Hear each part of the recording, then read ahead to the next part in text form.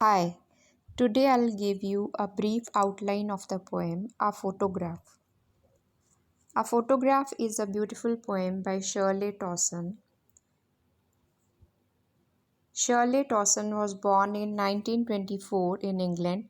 She has been writing books on social history of countryside.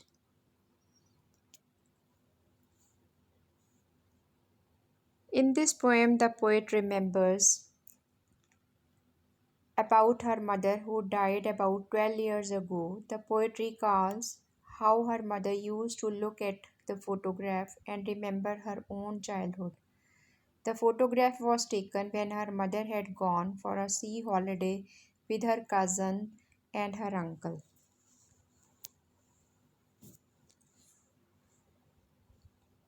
The poet is probably in her late 20s or early 30s. She is sad with an old photograph for her mother and two of her cousin sisters, all of them still girls.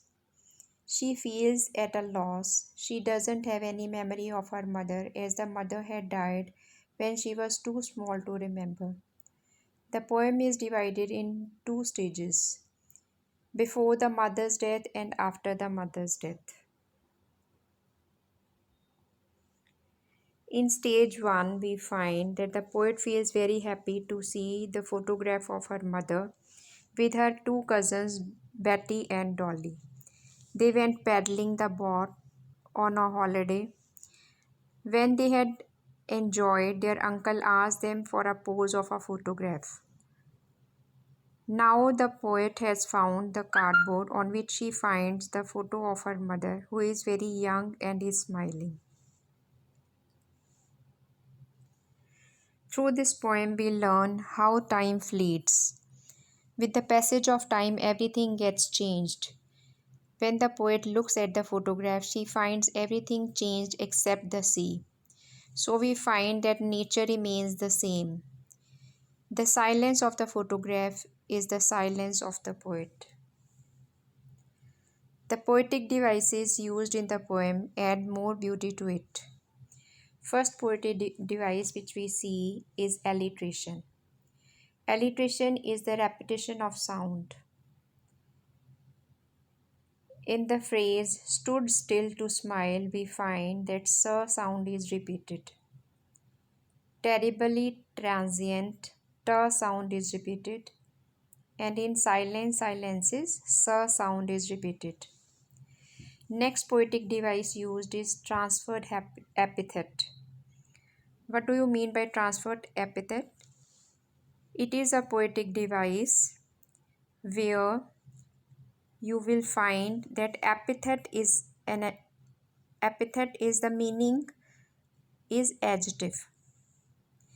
It is a figure of speech which is an epithet or adjective grammatically qualifying a noun other than the person or thing it is actually describing.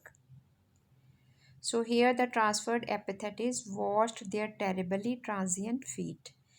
Means the feet which were footprints which were there on the sand, they got washed with the passage of time. Next figure of speech is oxymoron. Oxymoron means where two opposite ideas are joined to create effect like labored ease of loss. So here labored ease is oxymoron. Some more examples of oxymoron are living death, cruel kindness, etc. Next figure of speech is personification. Personification, it's silence, silence is in this phrase, personification is used. Personification means when we compare a non-living object to a living. When we see that non-living object is described as living object. When we read the line, it's silence, silences. Silence here refers to the mother's death, which is a great loss to the poet. Secondly, death is already silent. So this is personification also, and you can also say it alliteration. Thus, the poet has tried her best to pour her feelings through this poem. I hope you liked the video. Thank you.